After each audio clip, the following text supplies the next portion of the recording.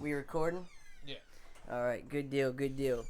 So we were talking about. I was looking at Double Scoop, and that was like kind of taken. I pulled one up. There's one called Double Scoop Ice Cream, which that's not that's different enough. Yeah. I would think. And then there's one called just the Double Scoop, and it's our name, but the dude had like one podcast, and it was like 15 minutes, and he had I found it on Instagram. Yeah. So like, Well, that's how some of the names I've seen are is they're people don't have like a ton of. It's like somebody started a podcast and then they just quit. right, exactly. But it makes me wonder, did they start doing it on some sort of other service or something? True. That's what and then I they don't just know. maybe didn't want to go with it or whatever, Yeah. So I'm gonna read off my list to you, okay? Mm-hmm. And a lot of these we've already covered and kind of said, not really, but I wrote them down, so That's cool. see what you think. So the Double Scoop, the Lunch Table, the Lunch Room, Lunch Table Talk, the Main Squeeze, the Juicy Scoop. That one got some decent reviews. Your Double Dose of Dude. It's kind of like sexual. Your Double Dose of Dude. Yeah.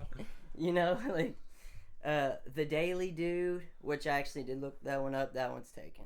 Gotcha. So the Daily Dude's gone. The Goof Troops, which I think we kind of decided we weren't feeling Goof that much. The Goof Scoop. Agree to Disagree. I always like that from Ron Burgundy.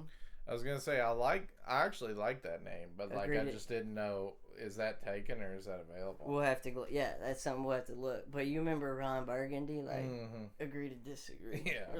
60% of the time, it works every time. I'm gonna be honest with you, that makes absolutely no sense.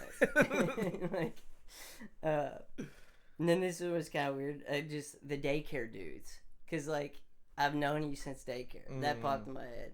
Still not a top one, but yeah.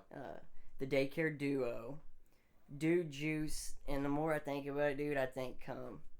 I think semen. It's I don't know if that's the initial thought I'm going for. I agree. Where am I? Let's see. Oh, okay. The Daily Goof, the Big Scoop, the Extra Scoop, those two guys. My mom kind of liked that one, those two guys, but the Pod Portal, the Big Squeeze, Juice with Pulp, Juice without Pulp, the Side Scoop, the Side Squeeze, the Juice Troops, No Small Talk, or the Big Talk. This is one my mom liked too. The Couch Potatoes, but I feel like the Couch Potatoes might be kind of taken in. I don't know. Yeah. The Popcorn Pod, Better Than a Book. Just an update. Agree to disagree is taken. Is it? Damn it. Okay, so that one's off. Better Than a Book, the Dynamic Dudes, No Vacancy, the Brunch Bros, Home Cooking, Adult Recess, The Price Isn't Right. Hold My Beer, but I feel like Hold My Beer's overused. Hold My Beer is taken, and actually that was Is it overused, you think? Yeah, kinda. I love it because it's so dude, hold my beer. But I feel like it's kind of used. I'll have another. This one, the first one I put 2 peas in a pod, or there could be 2 peas with a pod, or 2 peas on a pod. Yeah. Kind of different. The Hook Shot, the Juice Box, Straight No Chaser, the Water Fountain or the Water Cooler, the Coffee Pot Pod, and this was a big hit. Free refills. I was that could be a double entendre, come get your free refill, give me the more, podcast, whatever we're talking about, or just actual substance. Yeah. Refill drink. Kind of like how we like juice, Yeah.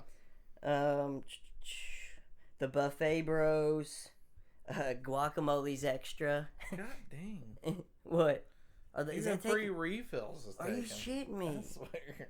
Damn, I'm glad we got a bunch of these. Just No ideas. Vacancy was taken too because I No really vacant. liked that one. You like that one too? Yeah. Yeah, I liked it. Damn. Even though it's like that and free refills, I was kind of just like, I mean, I get like I agree with like the double entendre, but like, but it's something you like. Yeah. Different. But it like, I mean, it wasn't anything like necessarily like special to either of us or Exactly. anything. But right, there's no crazy meaning like, yeah, oh, this happened to us when we were 3.5 months old, and like, you know, ain't crazy shit. The bourbon barrel, because that was kind of like 502 thinking, but I feel like that would be if we were like rating like bourbon and shit, maybe. You know, no pun intended.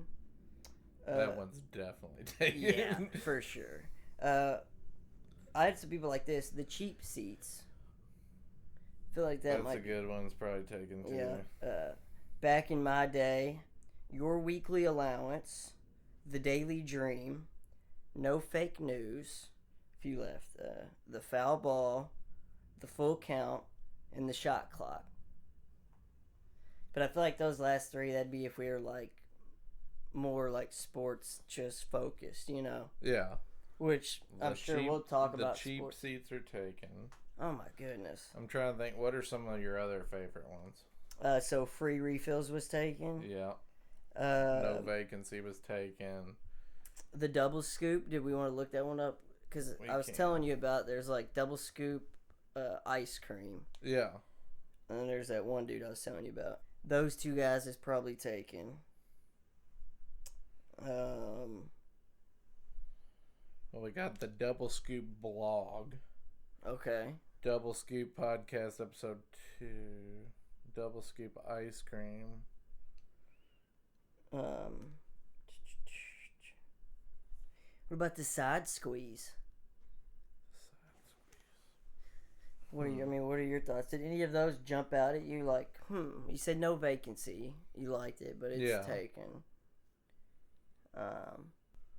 Like coming up with a name has been much more difficult than I realized, and apparently, like everyone I've talked to, they agree. Like, oh, that's something like, you know how like when you're writing back in high school, remember you had to write like a fucking long ass paper. Yeah. And you know what they always told me? It was like, which is kind of what we're doing now. Wait till you finish your rough draft to write the title. Because I would always do, like, I'd sit there and I'd fucking think for like 2 hours coming up with a title, and then like was trying to form my whole like intro paragraph around that title. Yeah. And then I would type out my intro paragraph, and then I'd go back and be like, oh, okay. So instead of, you know, I wrote a paper about Muhammad Ali, instead of one being like the such and such history or something of Muhammad Ali, you know, which is so generic, I would wait and go back through. Believe it or not, first page of Google, those two guys is not taken. Really? There's two guys on your head. Yeah. Two guys podcast and two guys one show.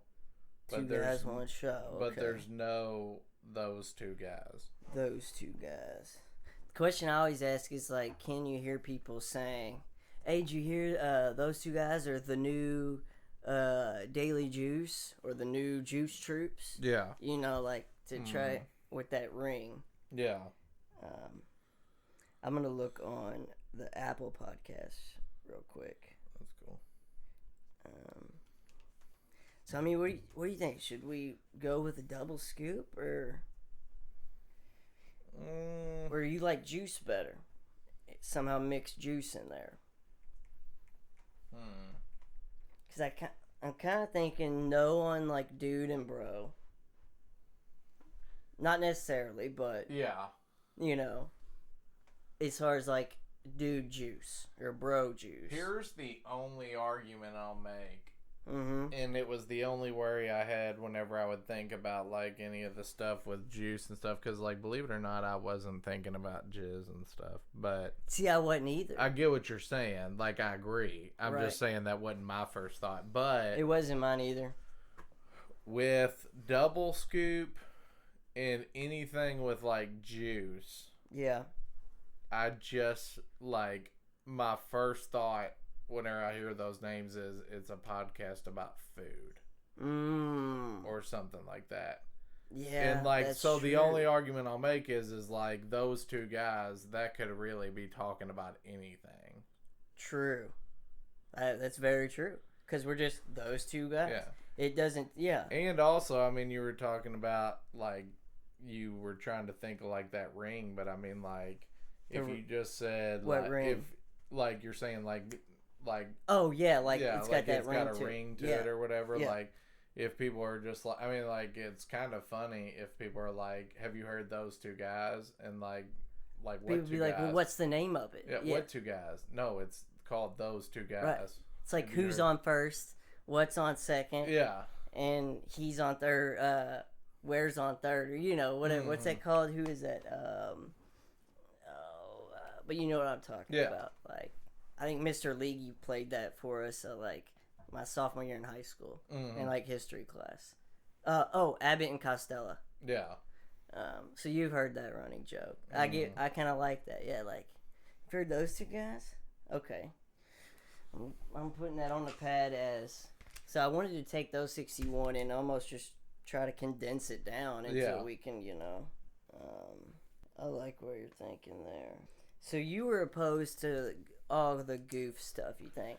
The only thing I didn't like about goof is just, I don't know why, like, and it's not like anything negative. Like I said, like, I don't dislike it. It just, anytime I think of the word goof, I think of like, oh, it almost sounds like grade schoolish or something. Yeah, like almost kiddish. Yeah, it's like, we want people to like don't think it's just a strictly like we're talking about comedy bullshit random like fart. Yeah. Like, Like I feel like whenever you describe like, okay, if you describe an adult, you describe them as funny.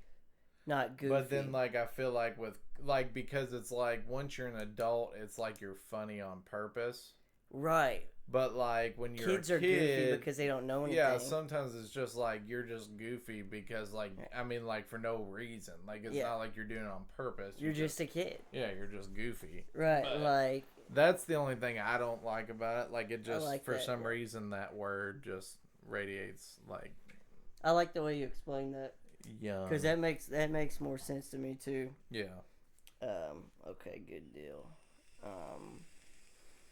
And I did, like I said, I did like Juice somehow incorporated, but I get what you're saying. But I also with agree, the like issue. I don't want it to feel like I don't want the initial impression of people to be like, oh, it's a food rating. And it's the same thing I would have a problem with, like the foul ball. Like that, or like what were we? Sports. The cheap seats and stuff. Like the it's hook the same shot. problem I would feel with that is that you're almost radiating that too much towards sports, and it's kind of like how you were talking about too, that like it's not like there's a huge difference between the word dude and the word bro, but I feel like I agree with you in the sense that women may be turned off by the word bro and not so much by the word dude. It's kind of the same thing. Like, I mean, I feel like you're condensing your audience if the first initial thing someone thinks is food or sports or whatever. Like, it doesn't seem as much of a variety. Like, somehow over the years, bro, probably because of the internet, which has changed everything and everyone's still just figuring it out, bro has almost got this like negative connotation behind it. Like, oh, they're such bros, or what I hear, they're such frat bros. Yeah. They've got their polo tees, their cargo shorts, their boat shoes, and their fucking Nike high top socks. Yeah. Like, and it's like, I don't have any problem with those guys, but like, I'm not a frat bro. I was never in a frat. Like, nothing against them. I've been to some hella kick-ass frat parties. Some of the best times of my life, but it's like, they're a bunch of bros. Like, and we don't want to just like exit out like a portion of the audience, even if I doubt highly hardcore feminists. Nothing wrong with them. Yeah, I doubt they'll listen to it, but probably not. But you don't want to. I want them to. Right away. I want them. Yeah, exactly. I want them to at least listen to one and be like, okay, I don't like those guys' voices or some shit like that. Yeah. Whereas like, I don't want them to hear the name and be like, yeah, fuck those guys. Like, I don't listen to that stuff. Yeah. Oh, and feel free to use that like the notepad and anything like that. Oh, you're obviously. I'm gonna go get another water here in a second, but I'll grab you one too. I was gonna say you might grab me one. Oh, for Before sure. you go, let me tell you about this. So that surprise I was talking about. Yeah. So this is something I wanted to do with Billy, but it was whenever he like quit doing it. So, okay.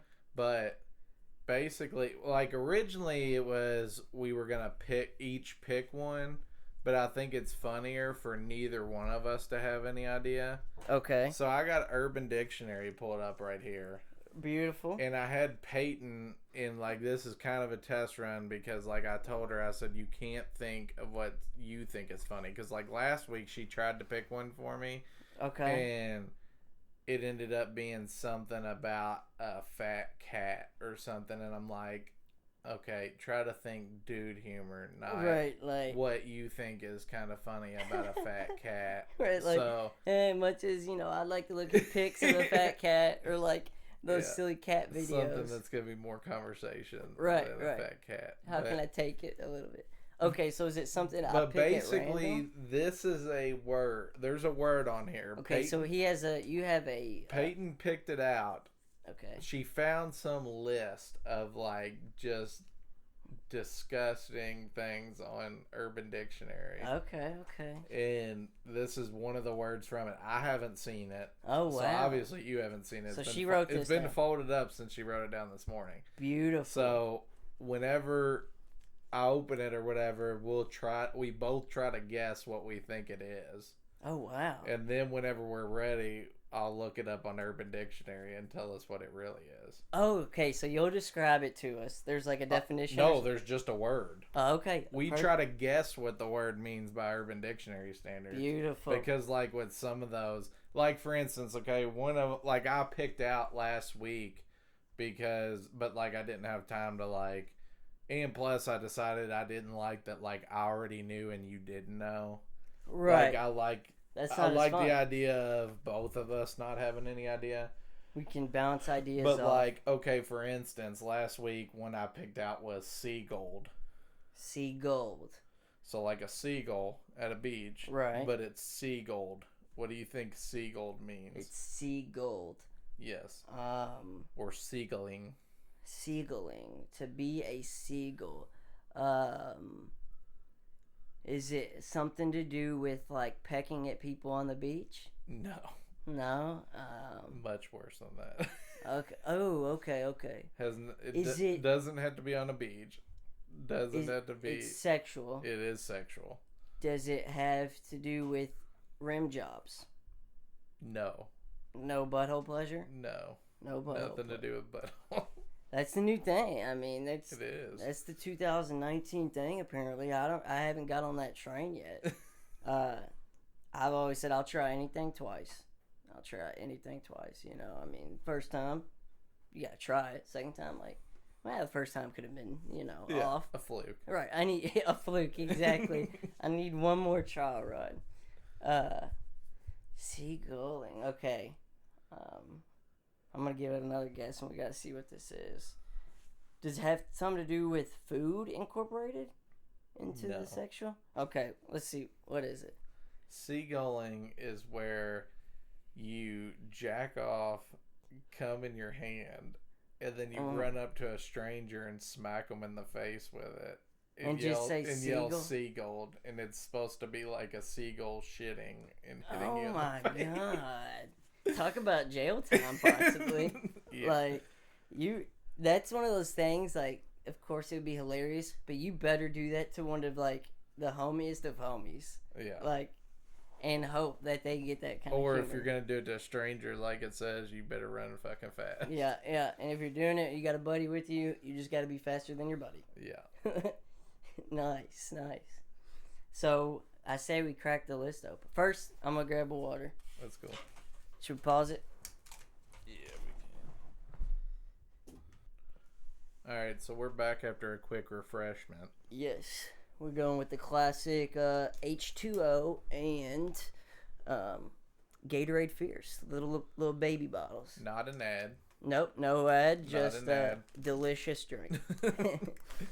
But we're gonna start off with our Urban Dictionary word of the week. Yes, our segment into the Urban Dictionary word of the week. Word of the week. Okay, so my wife picked this. Peyton. Oh, by the way, Yeah. I don't know if I should. It's We might have to edit, but anyway. we'll get better at that. And I have a feeling that I can at least get halfway close to what this is. This is the first time I'm seeing it too. The word she's chosen is bathroom battleship. Ooh, I have an instant thought. Instant thought. Well, my first guess is something. I would say it's probably what was on like Harold and Kumar. If you've ever seen that movie, where the two girls are in the bathroom, basically having a shitting contest. Like, how do I not remember this part? They called it battle shits or whatever. They're sitting there shitting and they're like, "Oh, you sank my destroyer." And they're in the tub together. No, they're just in the bathroom. Like they're each in a bathroom stall. They're in a college. And... I got you. Okay, so they're in like a public bathroom setting. Yeah, so they're that's not in their home bathroom. Yeah, okay. That's gonna be my guess. Is I have a feeling it has to do with that. That's a good guess, especially because Urban Dictionary. My guess, the instant thought was in.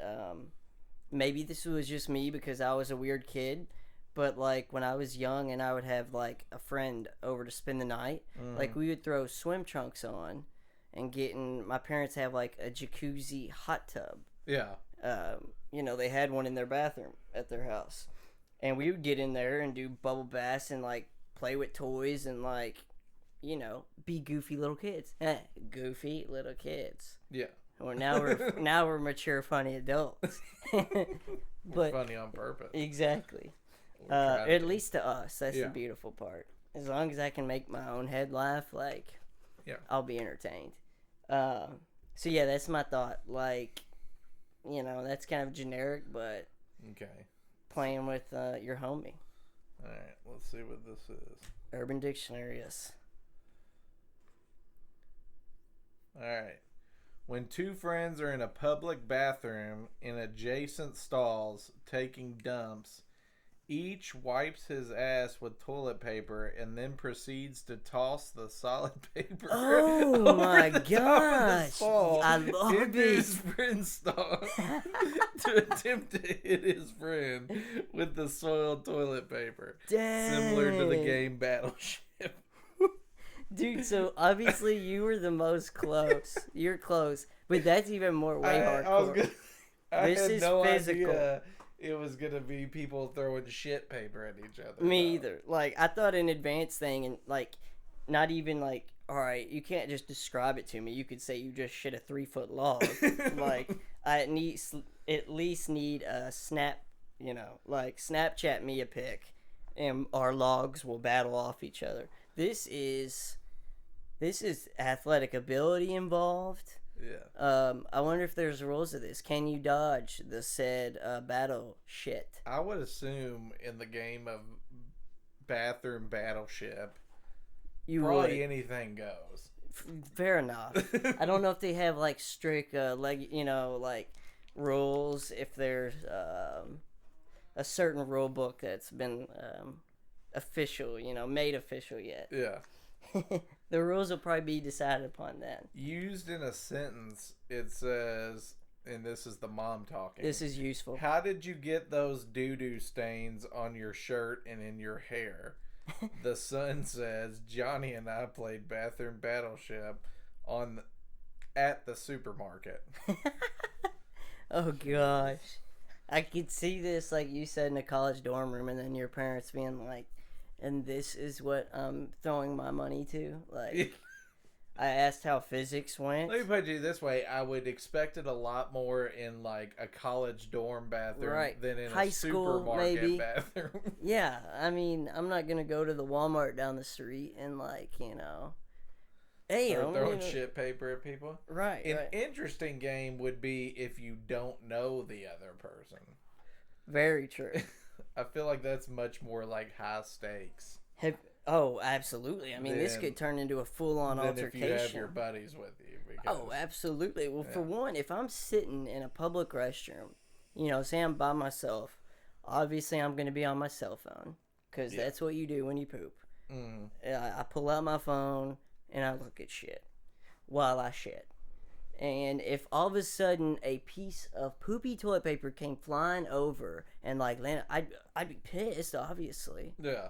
and I'd probably bang on the stuff, be like, "Bro, what the hell was that? Like, did you just throw this at me?" And then if he says like, "Game on," then I know. I'm like, "Oh God, we're in this now." I feel like the way that you could possibly make this like even a better game is like much more interesting. Mm-hmm. Is you can have multiple friends in multiple stalls, and then it's kind of like Russian roulette. Ooh. With shit paper. Yeah, you could just be throwing your grenade. No one knows who's getting hit.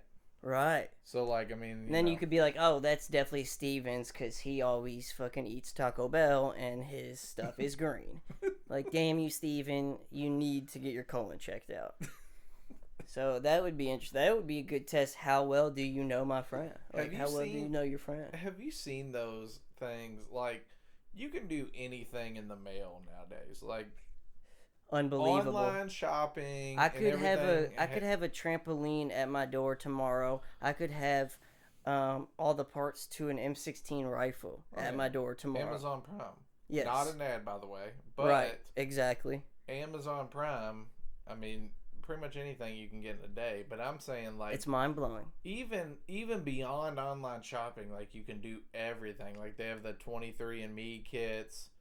and all of that kind of stuff. Well, they also have you seen where basically they send you a kit in the mail and you basically just collect some of your shit and mail it back to them, and they test mystery box shit. Mystery boxes, right? This is like you're mailing it to a lab. And they like test your shit to say like the health of your colon. And, you're saying your actual shit, like your actual poop. They can check you for like they said they can check you for like colon cancer and all kinds of stuff without having to have a traditional colonoscopy. I have seen commercials for this. It's apparently it's a very highly suggested thing to do. Like once you get closer to 50. Because I know, I think, what is 50 the magic number for, like, they suggest 50, men to get their colonoscopy? Well, yeah, it's typically, like, around 50 is whenever once you get a colonoscopy, apparently, whenever you turn 50, it's just time for everything to get stuck up your ass. Right? Is that, like, your colonoscopy year? And then, like, prostate exams. Oh, gosh. And everything else. So, like, it's apparently, like, they just want you to get shit shoved up your ass constantly after you turn 50. Which, I'm not... It used to freak me out. But I'll tell you why it doesn't anymore. Have you ever used an enema before? I have not. I've used one once. Mm-hmm. And here's the way I would describe an enema. This, this is a little personal, but this is the helpful tip. If... in every situation, if you got a bad case of constipation, who knows? A lot of doctors or something, if you're going to go get a test done, they want you to clean yourself out, flush the system, if or you can't eat 24 hours before, whatever. Yeah. The feeling of an enema is when you first start to go, it's like, oh no, oh no, oh no, okay, this is okay. Like, then you're in, you're like, yeah, okay, I was sweating, I was so freaked out, and now I'm okay.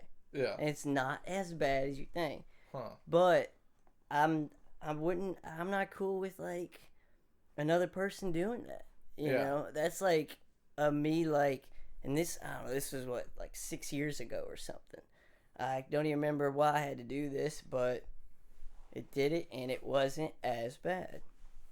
So, at least I'll have that, like, in my bank. So when, God willing, if I make it to 50, I'll at least know, like, hey, this might not go as horrible as I initially thought. You ever had a finger shoved up your ass? Never, dude. Sexually? I, honest to God, haven't. Okay. I have medically. Really? Not sexually. But So medically. okay, so you have more experience with the finger. It's not fun. Really? I don't know what the hose for an enema looks Was like. this dude like? Could he I'm palm a doubting basketball type hands? Yeah, I didn't really examine it. Really didn't have time to think about it. I went in for what I thought was just kind of. You went in for a cold, and the doctor's like, "All right, I'm gonna need you to bend over and cough." Well, I went in because apparently, fun fact for anybody at home: if you take Pepto-Bismol and then have black shit the next day, that's normal. Okay. Because Pepto-Bismol affects your liver, doesn't it? It has something in it, some chemical or something in it that can turn your shit black. I've taken Pepto-Bismol several times in my life. Yeah, it's an antacid, Never right? had this problem. Mm-hmm. But I wake up one day and I'm shitting black, and I'm like, oh shit.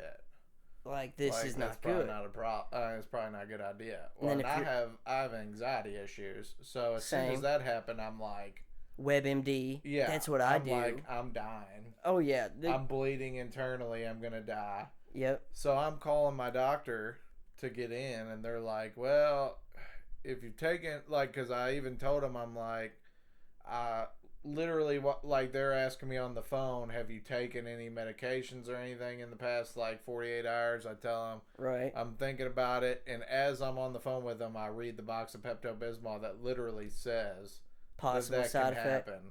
Really? And I'm like, okay, well, I took Pepto-Bismol yesterday, and it's saying on the box this is a side effect, and they're like, well, yeah, that is a side effect, but we'd probably still recommend you come in and get checked out. Better safe than sorry. sorry. So I go in, and I'm talking to the doctor, and I'm just, telling him what's up. I think it's just going to be okay, yeah, it's probably just Pepto-Bismol. Maybe we'll do run some tests, whatever. No, nothing's going on. All of a sudden, the conversation just goes from, yeah, okay, you took Pepto-Bismol. All right, lean on this table, drop your shorts, and what? Yeah, it was that quick. Huh? Oh yeah, it was. There was no leading up to. No there was warning. No hey, we're gonna, today you're probably gonna have to have, a finger shoved up your ass. It was just all right, lean over on this table and get a finger shoved up your ass. I'm gonna stick a cotton swab up there with my finger, and I'm sure you had gloves, right? Oh yeah. Was there some type of lube? Okay. Yeah, there was lube, and I felt, I felt like not to, make light of anybody that had any sort of just issue, a horrible thing, but I felt just so dirty afterwards. He just handed me some tissues and was like, "Oh, did you feel violated?" Yeah, almost. He was like, "Here, you could clean yourself off." But I won't leave the room. I'll just watch. God. Right? See, in that case, I get that fear. I would want the doctor to be like, okay, it's most likely nothing. It's probably Pepto. But for precautionary reasons, I think it would, to rule everything out, I'll go ahead and go in and we'll check personally. I'll get a swab of it, get a, sample of it, send it to the lab. But I want that warning. Oh, yeah. I want that type of heads up. Well, the crazy thing is my doctor is just a no bullshit. Which I like. Guy. Yeah, I like that from a medical standpoint. Actually, whenever I went and was signing up for a doctor. Is he an Asian man? No, he's not. Okay. White man. Probably been doing it for a long time. Right. I have nothing against Asian doctors. Yeah. Actually, sometimes I prefer an Asian doctor. Well, don't ask me why. But so I was signing up to get a doctor because I hadn't had one since I had a pediatrician. Yeah. And so I was doing that, and they told me, they said, well, we have 3 doctors available. One's a female, and so she's always booked solid because all the women want to go to her. Oh. And then they said, and I'll be on that list too. This guy, and they said he is a straight shooter, no bullshit. He's just gonna tell you what you need to know, and then that's gonna be it. Dang, they gave you a little background. At least. He doesn't mess around. He don't, ask you how you're doing. He just, this is the medical part of it. That's it. See you in 6 months. He wants the facts. Yeah. From those facts, And then they he'll said do his thing. the other guy, they're like, he jokes around, he'll joke around with you, he'll, talk to you a little bit more and all that. He's a little bit more of a, not a personality, but I mean, he's a little more, friendlier with the patients and stuff. But So did it seem like maybe more like small talk, get to know you first? Yeah, but like develop this relationship bond. yeah, but like I decided I was like I would almost rather have someone that's just not gonna bullshit with me. I almost don't want to build a relationship. Just tell me straight up what I need to know, and then me get out of there. Like, right. Whenever it comes to health, like I don't need somebody that's gonna make me laugh. I need somebody that's just gonna like be like, this is the reality of the situation. Right. But I'm not trying to grab a beer with the guy after. Sometimes you gotta. I mean, like you get what you ask for, because there's times that I leave there and I'm like, I'm still not sure exactly what's going on. Like he just told me what I need to know, and like that's about it. Dude, that's like 50% of the time I leave the doctor. Like, and most time I can't honestly tell you last time I've been to the doctor. Knock on wood, I've been lucky with the health, but like, remember the physicals we'd have to get for sports in grade school? That was the kind of the same sense. Like, I wanted the guy just to go in, do the physical, make sure, well, A, is everything good, and B, am I cleared to play this sport? Yeah. So, 6th grade year I go in, and it was like one of those free ones set up through, no, not 6th grade, freshman year in high school. Sorry. Yeah. I was going to run, obviously, cross country and track. Initially, obviously, that became my big thing. But at first, my thought was we were going to play basketball, and me being a smaller guy was like, all right, what advantage can I get? I'm just going to be in incredible shape, fitness-wise. Yeah. Like, I'm going to have the absolute best cardio on the court. Like, that'll be my advantage. Like, oh, this kid doesn't get tired. Like, on defense, he's just a gnat on the ball, So anyways, I go in, have to wait like 90 minutes, which didn't actually sounds like a long time to get seen, but if you would have saw the line, it could have been like one of those I might need lunch type thing. I'm going to be here all day. Yeah. Like, thanks for being here with me, Mom. Like, didn't have a cell phone yet. Like, so, Yeah. But anyway, so I go in and I get the test, and he like is listening. What's the thing? Is it a stethoscope that he puts to your heart? Yeah. He's just listening to my heart. That's like one of the first things they do. They like check your ears, check your throat, check your eyes, tap that rubber mallet on your knee. You kick him in the balls, like. And he's like, your reflexes are good. Thanks for kicking me, But he goes, he's listening. He's like, it sounds like you have a heart murmur. Yeah. And I'm like, what? At the time, I had never heard of it. Didn't know what it was about. So, like, he explains to me, it basically every once in a while your heart could skip a beat. So it's just like a rhythm. This is my understanding. The actual definition, there's like could be a small hole in your heart. Yeah. Or it could be a, what's the word? Not benign. Innocent heart murmur. He said, it's somewhat common. Didn't really rule it out as a big deal, but he didn't actually clear me to run cross country. He was like, I want to get you checked one more time. Yeah. Before you get cleared. And dude, this is the first time in my life I've ever had any doctor say like I can't go play a sport. Like, of course, so I'm like initially with my anxiety and OCD and just paranoia, like, I'm freaking out. Thinking I'm not going to be cleared to run. Like, this sucks. It's my heart. Yeah. Like, I'm a 13-year-old kid at the time. Like, my heart should be perfect. Long story short, got it checked again. They said, we didn't hear anything. We think you're good. Yeah. This guy was also really old. He could have just heard something. Or, like, he could have burped or something. Yeah. And thought he didn't hear a beat. Like, who knows? But it's better safe than sorry type deal. Oh, yeah. Well, that's like, I was born with a heart murmur. I was born with a hole in my heart. But no kidding. I didn't know this. Yeah, but it was like a little pin-sized hole that they said would close up. So that's Could be a normal thing with Yeah, and I birth. mean, they never, after they originally said it, like, I mean, they watched it from my first viewpoint. So, my old college roommate came into town this weekend, who I haven't seen. You know him, good buddy of mine named Judson. He goes, we went to Bellarmine together. But anyway, side note, he was telling me about. We were talking about how the internet is just insane, and like, how you could send your feces off and get medical tests and stuff like that. So apparently, our generation, like us, the 20s, the early 30s generation, we are the generation that is having the least amount of sex. So they did a study, like, apparently our generation, 40% of the world right now is actively having sex. Really? So, which is apparently crazy low. Like, apparently it's been like 60, 70%. We're having the least amount of sex. And we were talking, like, we think it's got to be the internet. Oh, yeah.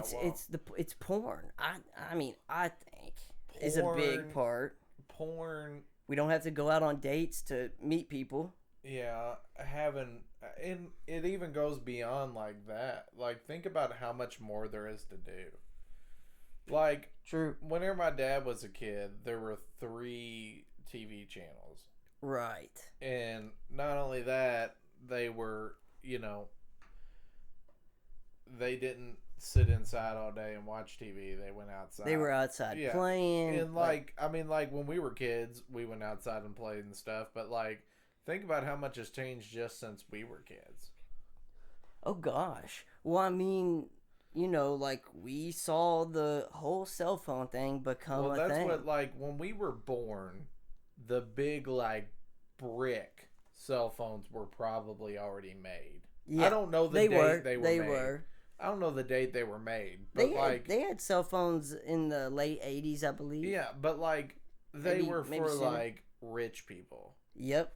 And, like, so we saw where the affordable cell phone came into play. Like, not necessarily affordable. Like, I mean, most cell phones even today are still, like, I mean, realistically, if you paid full retail price, are like $1,000. Oh, dude, but, easy, which is nuts. I mean, compared to whenever they first came out, I mean, it was probably, I don't even know if you had like an actual plan. Like, I don't even know how cell phones exactly worked. Right, like, did you have an unlimited? Like, I don't even know if you had like minutes. Like, it may have just been like, texting if you buy the cell phone, you can use it to your heart's extent. Like, so you may have service. Yeah, I don't know.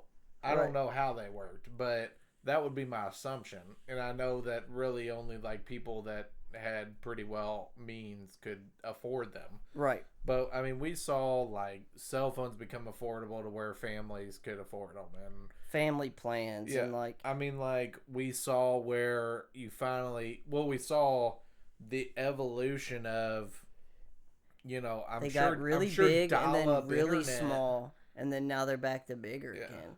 Well, like, I'm sure dial-up internet was kind of a thing, but my grandma had it. I remember using it. Well, I'm saying before we were born, maybe. Oh yeah, maybe, but like higher end people. We saw, but businesses. Again, it was nobody had a home computer. No, that was. It was rare. If you had a home computer, you were doing pretty well. Right. And you typically did work on it. Yeah, and I remember whenever computers were, you could just hook them up to like a TV, and it was just like a little box, and like it was literally just the computer, and they would hook up to like televisions and all kinds of stuff. So was the TV screen like your actual monitor then? Yeah, like, I mean, it basically took the place of a monitor, or.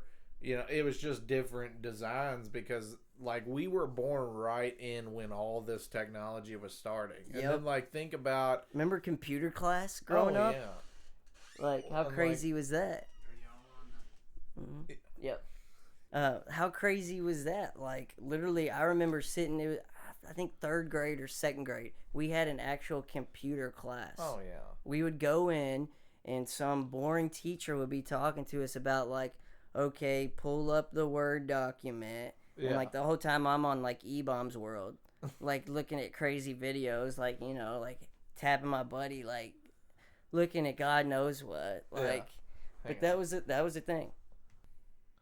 So yeah, so like we saw the evolution of all this technology happen. The internet. I mean, and it's like it's very it's remarkable. well, and like think about. Okay, go back to cell phones. Yeah. Think about whenever we were kids. Like I didn't get my first cell phone. I don't know how old you were, but I got my first cell phone in like I want to say 7th grade. Okay, yeah, I was 6th grade, but okay, so I only use it back when I said like freshman year waiting for the doctor. I didn't have a phone. Yeah. I had a cell phone, but literally I would only use it for like if I needed my mom to pick me up after practice. Oh yeah, like that was the only reason I why wasn't I got texting. one. I only got one because it was like 7th grade is when we started being able to like be left alone, like getting dropped off at the movies or something like that. Right. McDonald's. And so like that just gave your parents a way to get a hold of you. Yeah. So like that was the only reason I got a cell phone at that point. And like I mean, I know kids that get cell phones in like 1st grade now, if not earlier.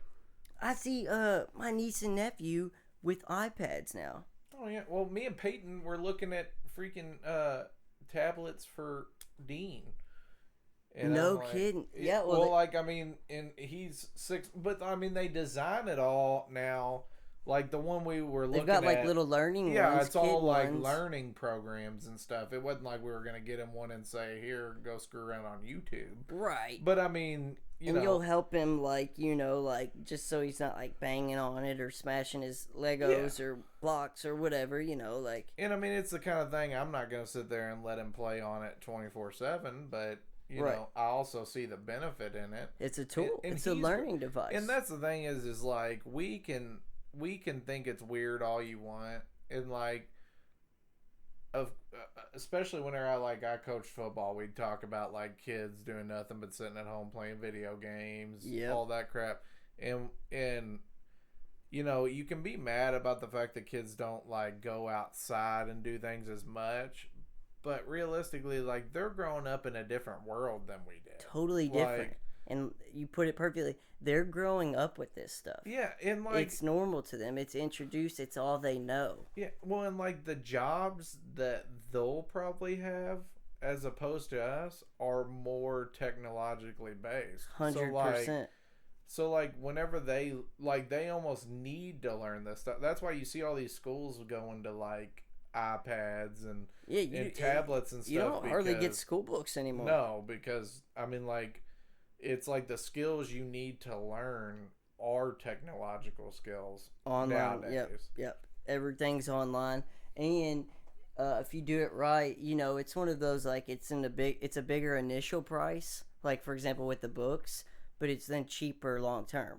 Oh yeah. So then you can just once you get that device, then you can just maybe download these books for it might be a small cost or whatever, but much cheaper than getting the hardback 600-page literature book or science book. Well, because realistically, you're paying for the content. You're not paying exactly. You're paying for the guy who wrote it, guy or girl. This is 2019, not here to assume. The author, guy or girl, author who wrote that book. That's what you're paying for. You're not paying for the printing, the paper, any of that. Like, I mean, you can get on. Anyone can get online right now and make any PDF they want. It doesn't cost a dime. Yep. You can get on there. It's a completely free service. So you're not, that whenever you buy something electronically, you're only paying for basically the person who wrote it. Right. Once you get the device, then, and a lot of the content, I don't know as much with school books, a lot of the content's free. Oh, yeah. Well, I mean, think about just going to Google. Like, you can Google anything, obviously, and a lot of that content. But, if you need, like, an official, like, 17th edition wrote by, Jenna Smith or John Smith, you might have to pay $3.99 or $10.99 or something for that. Whereas some of my sister's medical books in college one book would be $200 or $300. Oh yeah, I guarantee it. So I'm talking one semester worth of books could have been well over $1,000, and that's just, I mean, to me that's ridiculous. College is already, and it's unbelievable, not affordable. That's a whole new issue of like, I've got buddies with 40, 50, $60,000 in student debt. Well, and that's a good question too. Is let me ask you this: do you think? And I want to hear your honest opinion here. Do you'll get it. Think that a college degree carries as much weight anymore? Not as much. No. Definitely not as much.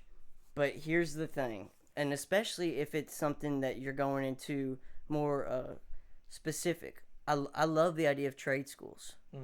You're going in to learn a specific craft or skill. Like one of our buddies from high school, Nolan, welding. He got his welding license, went to welding school. So, like, that's something specific. He's like, I want to learn how to do this. I'm going to go to school just for this, and then I'll be certified. Oh, yeah. So, it's instances like that, I think it's beautiful. But, dude, it took me 7 years to graduate college. Yeah. Like, and it was one of those nightmare deals where, like, I got down. I finished my first 3 years. I transferred in the middle. Yeah.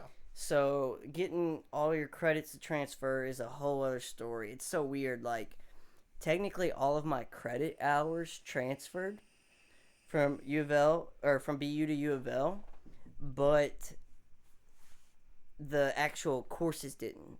So it's like, yeah, I met the minimum number of hours, but in reality, that did me no good because I had to meet specific courses.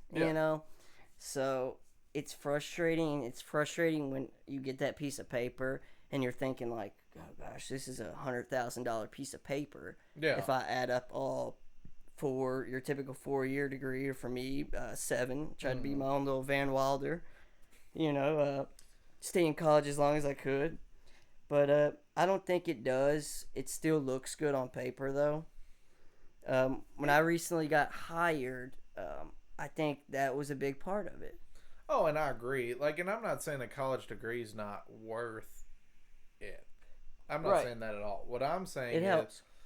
If I'm, I don't own a business, but if I did, if I'm interviewing someone, I would almost rather have, okay, let's say experience. Well, yes. Let me put it this way. If I'm hiring somebody for, I don't know, just a general workforce type of deal, right? And I got 2 candidates. You've got an electrical that problem. Both have the exact same degree. Okay, they both got the same degree. Let's even say same university for the sake of argument, right. Because some people feel like you get a better, and I'm sure I would probably agree with it that different universities carry a different weight as far as getting a degree. Absolutely. Your Ivy Leagues, whatever, your community college. So let's say they went to the same university. Okay. Interviewing them, they were in the same program, graduated at the same time, whatever. Okay. You got one kid who was valedictorian. Right. Okay. And he graduated, but you sit there and you talk to him and he's, you're like, well, what's your work experience? And he says, I've never worked in my life, And I mean, don't get me wrong. I just graduated. He never worked in his life. He has no student debt whatsoever, all that, because, and I mean, I'm not saying this is a negative. I mean, if you have parents well off enough that they can support their kid, I hope I can support my kid that way. Heck yeah, that's the goal. That being said, if I'm the guy interviewing somebody and I see, okay, you're valedictorian, okay, but you've never had a job in your life.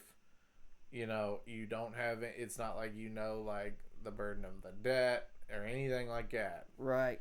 But then I got another guy who, he was a mostly A's, maybe a couple B's, and a little above average. Above average, but he's not like, he's not dumb or anything, but like he's still a pretty quality candidate. He's not your top 5 with that class. Degree. And you're talking to him and you're saying, well, what's your work experience? And that guy tells me, well, to pay for school, I had to work night shift at McDonald's every single night. Right. You know, every extra shift I could pick up that would work around my school schedule, I picked up. You know, and so that was his experience. Was he worked his ass off and paid for his college degree and all that, Mm-hmm. and he was doing all that on his own. Right. I'm more likely to hire I'm that guy 100% taking that guy. 100%. I because want to see what they can balance. well, that yeah, exactly. I mean, that guy clearly worked his ass off, worked nights and everything, still balanced it with his studies, was still getting good grades. Yes. And that's a guy who's going to show up to work every day.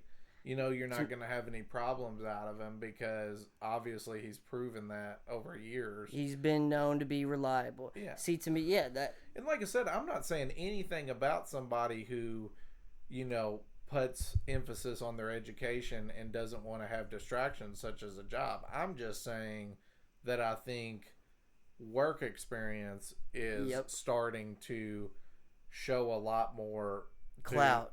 Yes, to employers than a college degree used to. I agree. Because I think back, just a few years ago, everything was about a college degree. If you didn't have a college degree, they didn't want to talk to you.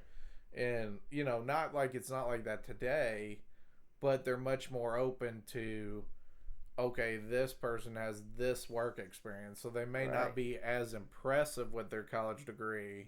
Right, the but degree itself. We see a product of work. Right. And I think that's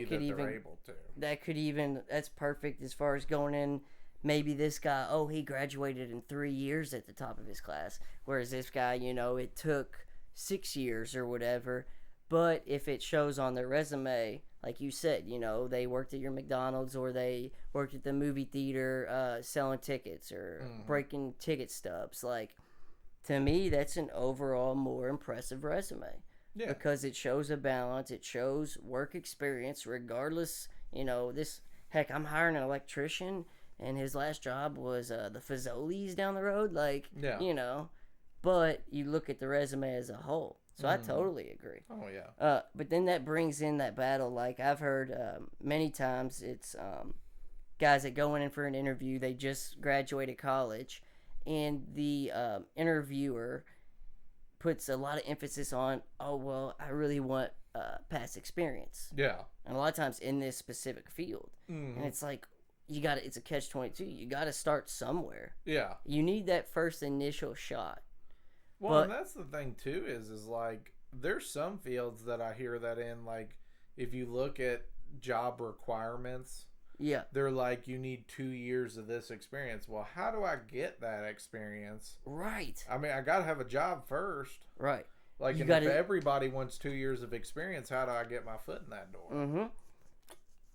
Well, that's the crafty part of it, and I think that goes back with, like, sometimes your initial job. See, a lot of issues I'm seeing is people that will get this very specific college degree that is, maybe it's electrical or mechanical engineering or the combination of both, like mechatronics, a very specific type of engineering degree. They are having this false, like, idea or notion that as soon as they graduate, there'll be all these companies chopping at the bit. They might have to take a little roundabout job that isn't necessarily exactly what they wanted. Oh, yeah. To, kind of take take the back door into the main office, like you can't just all of a sudden walk up to the front door every time. Yeah. And that's frustrating because I've been there. It's especially frustrating when you're like, I could be doing better than what some of the people already working for this company, like what they're doing. I could be better, but I can't get that initial start. Yeah. So it's frustrating. All right. So basically how this entire conversation originally started was the domino effect. I love it. Yeah. Yeah. Was that that we're having less sex. Right. Our generation is having less sex. Which is, like I said, 40%, which to me seems like a decent amount, but apparently like our parents' generation and their parents' generation, it was much, much higher, which almost kind of shocked me because I feel like it was a lot more stricter religion based too, like, oh, wait till you're married. No, yeah. Type deal. I mean, I heard that being in the Catholic school system, like, they taught abstinence. Whereas, like, kids in public schools, there would be handed condoms. Yeah. And they were taught safe sex. Which, to me, I'm more along that route, like, yeah. Realistically speaking. Our religion tells us abstinence. But Until you're married, realistically, it's been proven time and time again that it's not realistic. No. Right. And abstinence is not how things, like, abstinence does not work. No, Teaching we are humans. Teaching safe sex is what works. Our primal instincts: have sex, create new human life, eat, drink, sleep. Yeah. Like, and typically be with others, Typically we're a species that we like communicating with others, being a part of a group, whether it's your people you work with or obviously your family, hopefully you've got a cool tight-knit family. That's always a special bond. Yeah. Or like, a friendship like ours where we've known each other our entire lives. It's like, I don't have a blood brother, but you're my brother, basically. Yeah. Like, blood doesn't necessarily make family. No. And it kind of an interesting fact I read. I forget what article this was from, so don't quote me or cite me, but they've done studies, and typically the more monogamous a person is, so when they have, are having sex with one partner, they've done studies, their IQ is actually a little bit higher. Really? And I thought it was interesting, like, it's kind of funny because I would consider us kind of jockish, and we played a lot of sports growing up. That was our thing. I mean, we would play t-ball, and when it was baseball season, and then soccer, and then basketball, and then football, and then we ended up doing some track and field together. Yeah. Shout out to our 7th grade city champs, 4x100 meters. Still the fastest I've ever seen you run to this day. You were shot out of a damn cannon, Herb. But yeah, so I love that. But it is beautiful, though. I think it's just a different way of thinking about it. I've been there. Whenever you're with your buddy, like when I lost my virginity, the first person I called was you. Do you remember that night? I do. I called you within 5 minutes after she left. We weren't even driving yet. I think her mom had to come pick her up. Yeah. So I'm like, dude, I'm calling my boy. Like, and that was the thing. Like, dude, you're never gonna believe what just happened. Like, it was a big freaking deal. Yeah. So there's always gonna be that factor, but it's just we're the newcomers of the internet.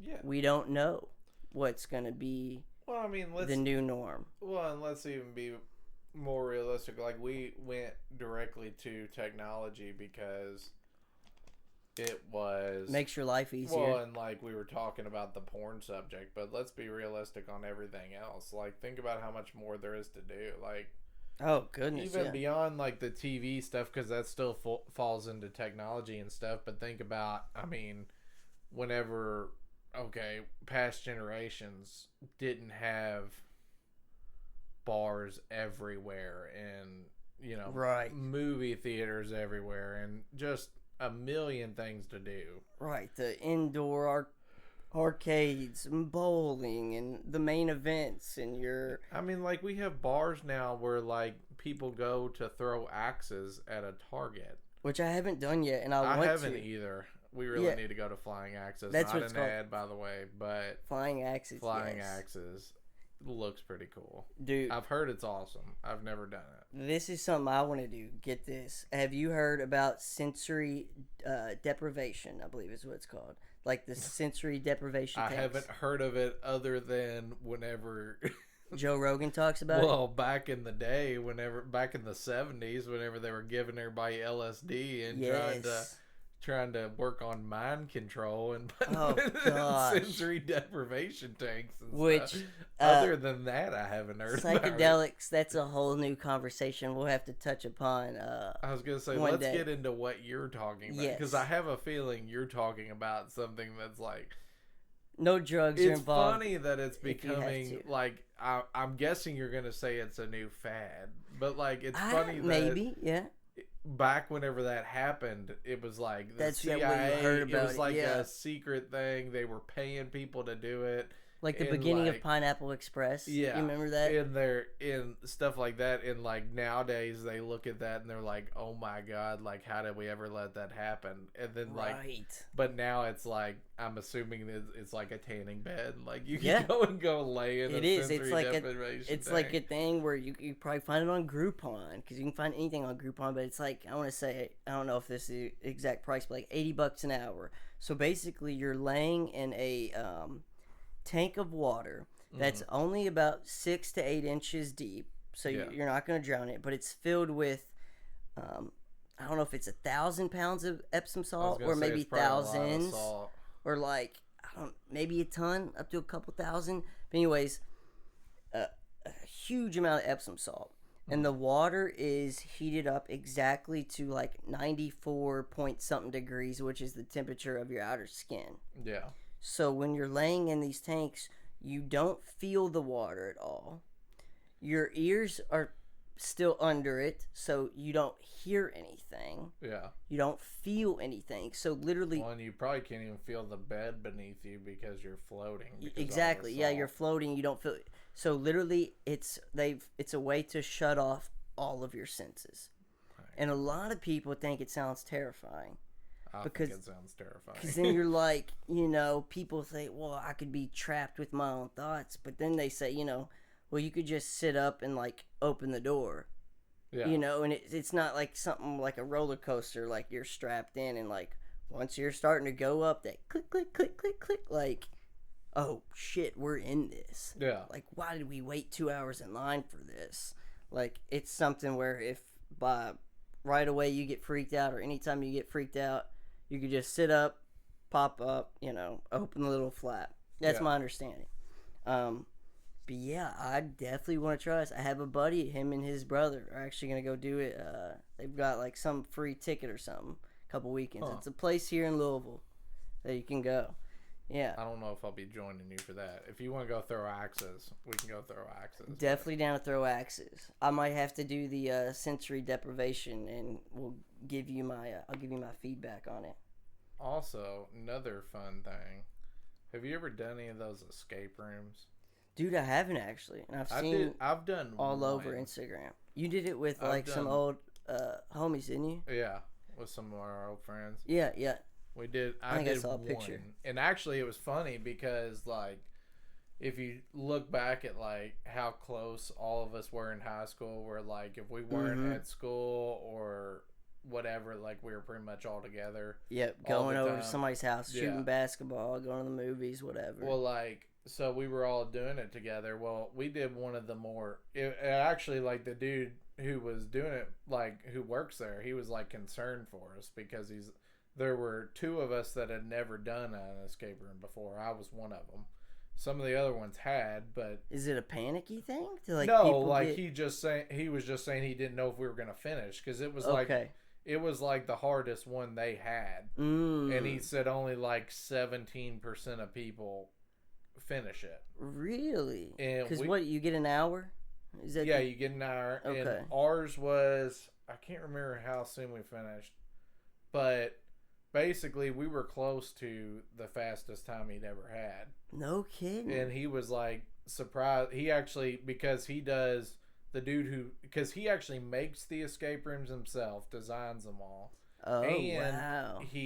he's so into this stuff that he actually does like studies because he's trying to figure out what makes certain people better at them. Like what professions and all this stuff make What people better at personalities or skill better sets. at finishing these things Or better. what type of group of people? Like, do Yeah. a group of friends typically finish quicker than your family? Yeah. going, or something like that, maybe. Well, that's what he walked in the room whenever we were done, and he basically started interviewing us, like asking us, like, you know, Really? how much, like how well we knew each other, and what, like, he wanted to know what professions all of us were in, like what we did for work. Was he like and physically everything. taking notes on this, or just Yeah, like? I mean, he was writing stuff down because he, Oh like I wow. said, he said he does studies, and he was like, you know,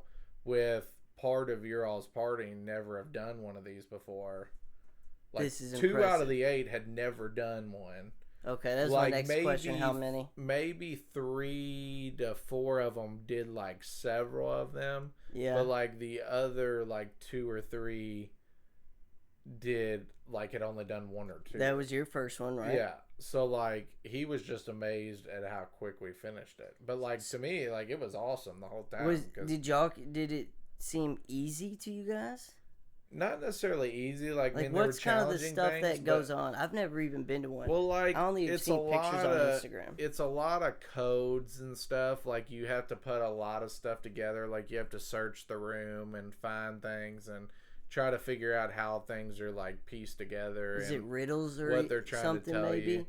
There's some riddles sometimes, or there's just like, you know, like numbered codes or symboled codes and stuff. Like basically you try to put like this sheet of paper, like the one we did, okay, there were 2 rooms. Mm-hmm. And you had to break into the 2 rooms first. You started in the hallway. You had to figure out how to get into the rooms.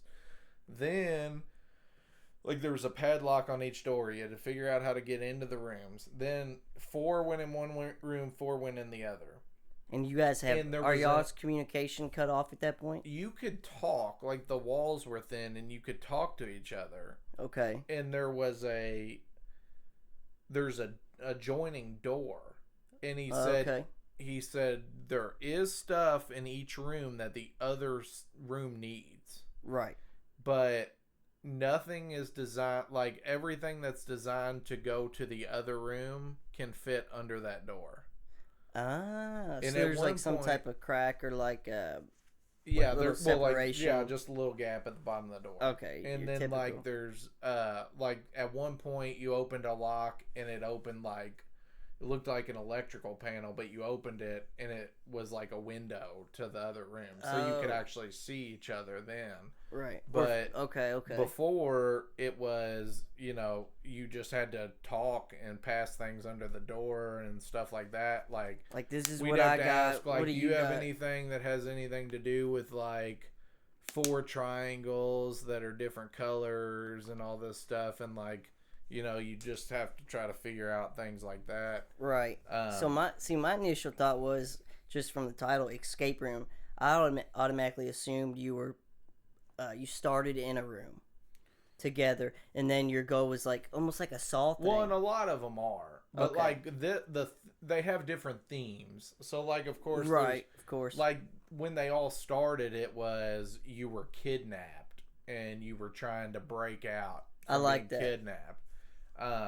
Like in that one, I don't think they're real handcuffs, but you started in handcuffs, like handcuffed to a chair or something like that. Ooh, I like that. Yeah, so like that's how that one started. Now the one we were doing, it had something to do with 2 kids had figured out how to hack like our nuclear bomb test site, and Area 51. Somebody was gonna fire off some like nuclear missiles or something, and you had to figure out the codes and all this to stuff. shut them off or something. You had to figure out all the codes to get to the panel that controlled it all, and then you had to figure out the code to shut it off. Ooh, okay. Before everything was destroyed. See, that's cool to me, because you get a background scenario, which I was assuming, like, you know, they weren't just going to be like, okay, guys, you start in this room, you start in 15 seconds, and you got to try to get out by an hour. Yeah. Like, you know, that I like the fact that you have a background. Like, it's like, okay, this is what's going on. Mm-hmm. This is our scenario. Like, let's move. Let's hustle. I tell you what, we need to just start one, because you want to talk about really? you Is that you a want to talk about a money-making real thing? business. You think that could I be? want to say it was like, I mean, realistically, if you split it between the amount of people that you're doing, it's like $30 maybe, but like 30 times 8. Right. For one room. And like regardless, if you don't have 8 people, you have to pay that much. Okay, it's a set price for this hour. I'm pretty sure for the room. Right, so you can bring as many as 8. You know, I'm sure it varies. We put some people in my garage, give them a rubber band and a paper clip, and say, you gotta get out. Yeah, and we're locked in the garage. Talk about liabilities, I feel like. You know, we have like some random family show up. I tell you what, the amount of money we'd make off just one customer though would probably pay for a new garage door if they like kicked it out or something. Hey, right. Or we'll have them sign something. You know, you can't throw a brick through this window. Like, if you break it, you do buy it. This is my house. Yeah, I don't even really care at that point if they're paying that much money. Break the window. Right, like I needed a new window anyways. I couldn't see out of that. That could be something that's like the startup might cost a little bit, but. Oh yeah, like, you know, honestly, rent on the building is probably the most expensive thing. Exactly. If we already had a place to do it, like it wouldn't be that complicated to come up with like different scenarios. Oh yeah, to make them tricky, you know, and throw in some riddles. Well, like the puzzles, and have stuff hidden. The puzzles aren't like you typically don't have to have. Like you don't have to have like background information. Like that's one thing I love about it is anybody could do it. Like intelligent, dumb. Like it's not like you don't have to know history. Yes. To figure it out. Like everything you need to know is the information's in the room. There. You got to find it, access it, and use it. So if you can put shit together, you're set. You can get out. So my question is it a setup to where like everybody needs to be working together on the same thing and then moving, or could somebody be trying to figure out this little thing while someone else is working on? Well, that's normally the way that you succeed, is that you separate. Yes. Like everyone is in communication, so everybody understands what everybody's doing. Of course, right. But it's like divide and conquer. So you know, I know you're working on this puzzle, and which you work on that puzzle, and I work on this one over here. Right. So like, you know, that way you got a time limit. You don't want to. Yeah, you have a time limit, so you can't have everybody in the room working on one puzzle, because unless you all just figure them out like that, right? It's, you know, it's going to be way too slow. And that's, I think, the advantage of, while the guy was asking you all, the advantage of knowing your teammates more, because then initially you might be able to go in and say, hey, John, you're good at this, you could work on this, and Sally, you're good at this, see if you could do that. Well, it even came down to like he even noted on how we even separated into rooms, because do you get to pick your like 4 and 4 split? Yeah, so like we knew who we needed to have in each room, because we knew like so and so won't work well together. Right. But these two will. You guys will end up so we could split it up. Separate the couples. Yeah, you can split it up well. Right. To where. I like that. Out. I'm definitely down. I say we assemble a group. So my thought was like, if we would assemble a team, but you know, it was funny. I was seeing all these Instagram posts, and every picture, obviously, I would see, 58 minutes and 43 seconds or something. So like every picture I saw was a successful completion. Yeah. So my initial thought was, these aren't very difficult. Like. Yeah. But. Well, if people don't complete it, they're not going to post the picture on Instagram. I mean, maybe some will, but they're less likely to be like, oh, here's our failed attempt. Well, yeah, and I mean, like, that's the thing is like, I mean, and they have different difficulty levels. Like, realistically, some are easier than others. If you have a group of, like, younger kids wanting to go, like, I'm sure they have, different ones set up. Mm-hmm. I would probably just want to jump in the hardest one right away. Oh, yeah. I mean, like you guys did. Well, like, after I did that one, like, I don't know how much I could enjoy one that's not, like, super complicated. Yeah, you wouldn't. You wouldn't, really. I don't think. Like, I mean, I had a good time doing that one, and it was challenging, but it wasn't, like, over-challenging, I guess. Right. Like, was there any frustration? I don't feel like I was ever, like, stressed out. No. Like, no one argued, and, I mean, we just got it done. Okay. I feel like that could be a common thing. Yeah. Like, people, I'm competitive. Yeah. I could turn anything, like tossing a piece of paper in the trash can, into like this super competitive game where we're taking score on a notepad. Yeah. Like anything. So I could definitely see where, people would get heated and get fired up. Yeah. Well, that's cool. Have you ever, you've seen indoor skydiving, have you?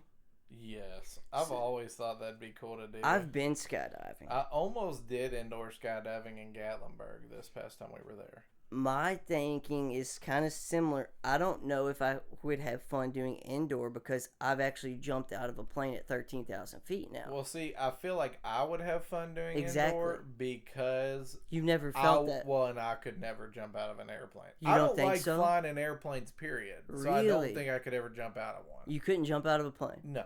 I mean, obviously, life or death. You have to really You would hype me never up pay. just to get on a plane. You think I'm going to get on one that I know I'm jumping out A of? perfectly good plane to jump out of? Yeah. Wow. I'm telling you, I've never felt... I don't know if I would necessarily call myself an adrenaline junkie. I like an experience. Like, I'm an experience junkie. Yeah. I love doing new stuff. But yeah, it was one of the biggest rushes, if not the biggest rush I've ever felt. So we're flying up, me and Gabe Millay.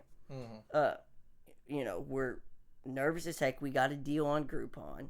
It's like, of course, my dad was cheapest like, skydiving in town. Right. My dad was like, why would you find the cheapest route to jump out of a plane? Like, that's not something you want to take the cheap route on, you know, type deal. Kind of like LASIK surgery. We're not going for the cheapest in town. Exactly. I'm not going to go to Mexico, which I might, to get, stem cell research, which maybe you will because USA won't do that. But you know what I mean. Like,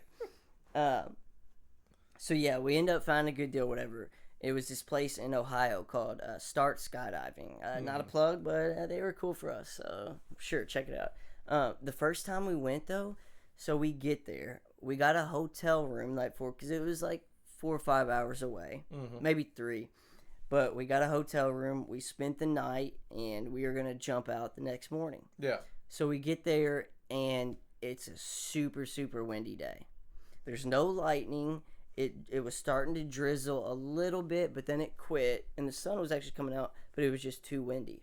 So we got like super like built up, like we were already at the stage where like we're strapped in to like our gear, the parachute's on us, we're getting pretty close. And then they come out and say, look, folks, we're sorry, but like due to the weather, we're not going to be able to jump today, like, and we're closing. We'll have to reschedule, obviously full refunds, whatever. Yeah. So bummed, dude, huge bummer. But like, so of course we reschedule. It takes forever to match up our schedules so we can do it. But yeah, so I'm strapped to this one guy. So I had to do tandem. I think you have to do an X amount of jumps before you can jump solo. I was gonna say, I'd say that's probably standard for the first time you ever do it. Which I used to live with a guy when I lived down in Atlanta, CJ. He's from Chicago, but he has like over 200 jumps. So he's certified now where he just jumps solo. Really? Yeah, and he does like all these different tests and stuff, like different landings, like land where you can land on your feet and run in, or slide in on water. Crazy stuff. I don't really plan on getting like that, but who knows. But yeah, so you go up, typically you jump around 13 or 14,000 feet. And my dude, so I'm asking him, like, when we're on the plane, I was like, so how's the whole landing thing gonna work? Like, what do I need to do, whatever? Because he's this big old dude, and I'm like strapped to the front of him. Yeah. He goes, oh, well, I won't tell you about that right now. I was like, well, why not? He's like, well, if our parachute doesn't open, why would I waste all this time explaining the landing? Because if our parachute doesn't open, we're just going to go splat on the ground. You don't need to worry about it. I'm like, dude, like, I get the humor, man, but, like, I'm freaking out. Like, I'm tripping balls here, dude. Like, tell me something, you know? And he eventually tells me, we got 2 parachutes. He's like, it'll be real brief. You'll just follow my lead. I'm like, okay. So anyways, we're flying up, and the anxiety that's building, it's excitement, but you're also freaking out. Yeah. Your chest is pounding. we were in one of these little planes where the whole like back part of the plane opened up. Mm-hmm. So it wasn't like you're like on a little side door, which Yeah. I've seen a lot, where you just kind of roll out. It's like almost like the military planes where the bottom Yep, drops. Yeah. exactly. So like you get a running start out. Oh, So we get a running start, and before he did tell me this, he was like, "We're gonna do a front flip out." So he's like, honestly, as soon as we run and take that last step, you just kind of tuck and roll forward. He's like, "That's all you have to do. I'll control the rest." I'm like, "What? Like, is this like?" I just kind of want to like plop out, dude. Like, Yeah. you know, I'm lucky to do this, but I'm like, well, I'm here, I'm doing it. Like, what the hell? I'm following the lead. So yeah, sure enough, we run, take off, jump, do a front flip. You free fall for about 60 seconds. In that 60 seconds, you fall about 8,000 feet, and then you pull the chute, and it jerks you like crazy. It's not painful, but it's, you know, and you're all of a sudden you were going from super freaking fast to not super freaking fast. Yeah. You know, like you can imagine. And then the last 5,000 feet takes about 4 minutes. Really? So the whole jump in air is about 5-6 minutes, but that first 8,000 feet you do in 60 seconds of free fall. Wow. Yeah, and then the last 5,000 feet or so takes about 4 minutes or so. My biggest fear was like that feeling on a roller coaster, like when you go down a steep drop and like it feels like your stomach like shoots up. Yeah. I was thinking, is that going to be the feeling the whole time? But it's not. That's just you get that first initial feeling when you jump out, but then after that goes away, and I'd say there's a lot of relief once the chute opens. Oh, 100%. I mean, I'm screaming, yelling, and like cheering on the way down. Yeah. Like as much as you can. It's almost hard to talk though. Yeah. Because you're going so fast.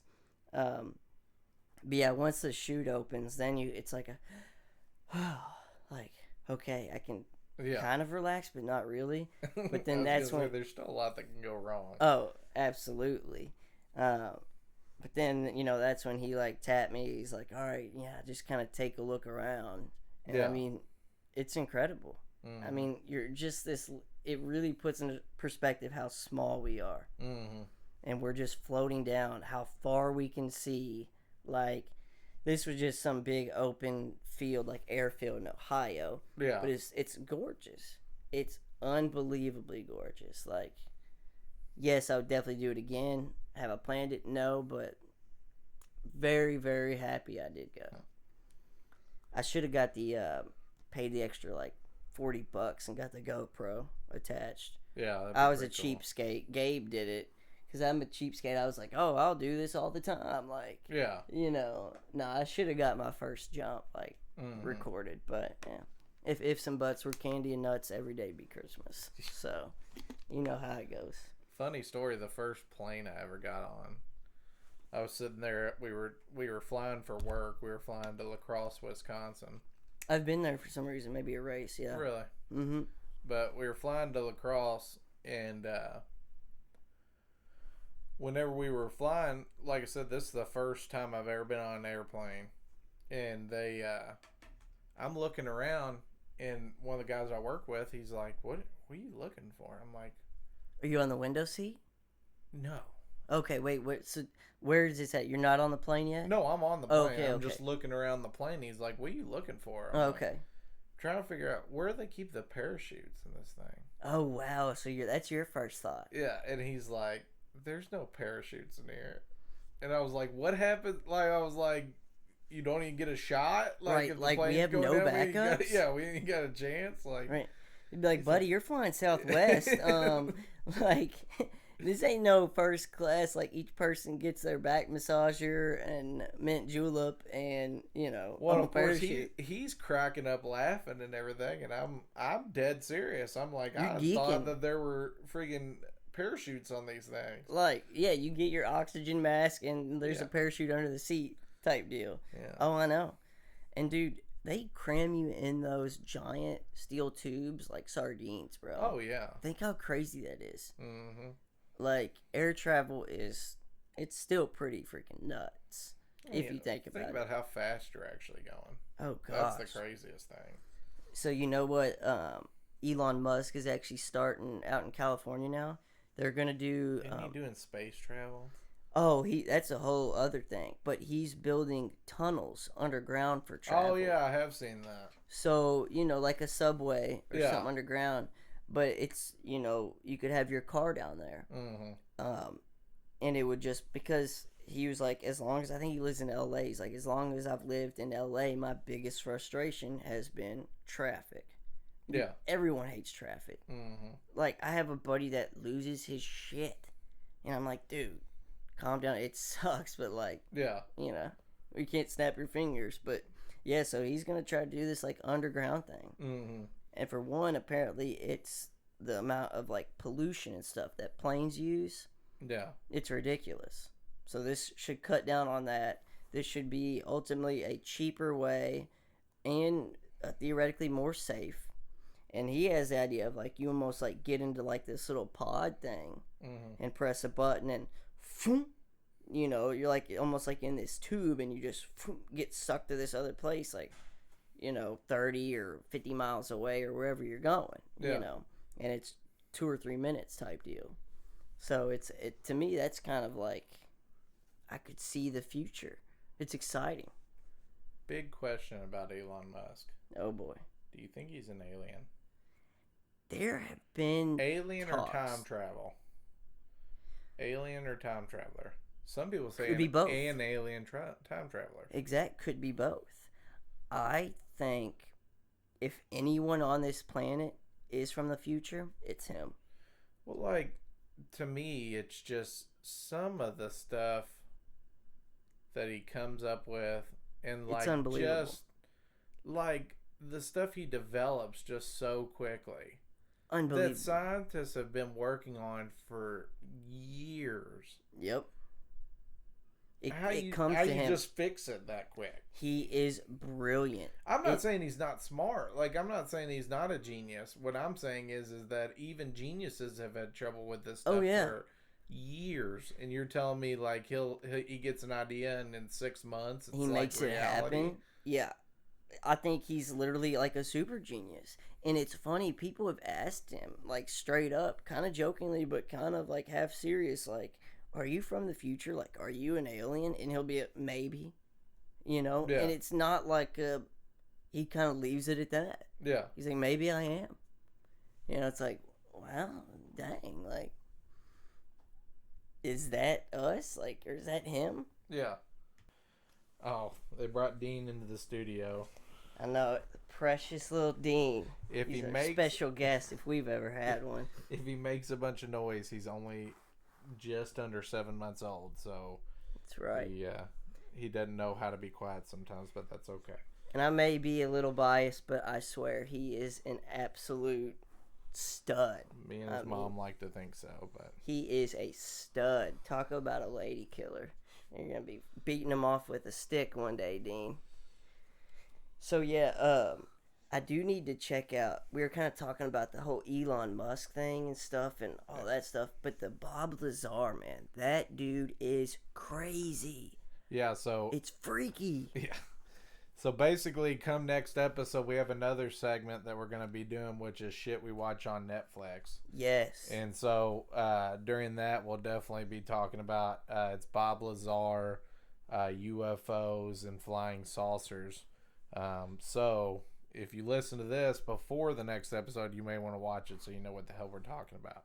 Heck yes, check it out. And he's on Joe Rogan's podcast, the one with Bob Lazar. I'm not sure what number exactly it is, but if you listen to this stuff, the man's not lying. The man is telling the truth. There's too many things that have been proven true later on. Exactly. There's no way that it's wrong. And it's so detail oriented. Oh yeah. That if he were to like make this stuff up, it's just. I like to think I can have a pretty good radar as far as like when people are bullshitting, when making something up, and when they're telling the truth. And from the very get go, this guy seems like he's telling the truth. Oh, I agree wholeheartedly. He was even you could tell he was like physically uncomfortable talking about it. Oh yeah. Because the government has gone through some links where he even talked about trying to get his memory erased. Mm-hmm. I mean, that's like some Men in Black type shit. Oh yeah. But let's save that till next episode. Absolutely, yeah. I won't get any more into that because we got a lot of juice to talk about coming up. So definitely, we'll be recording this following Sunday. So that'll probably be, I would say, probably posted Monday or Tuesday, maybe. Yeah. But I guess the last thing we gotta do before we wrap up is, Dom, do you want to announce what we finally decided the name to be? We're gonna announce it. So our podcast name is the Bluegrass Juice, baby. Not baby, but the Bluegrass Juice. So yeah, stay tuned and listen to us next time. All right, peace.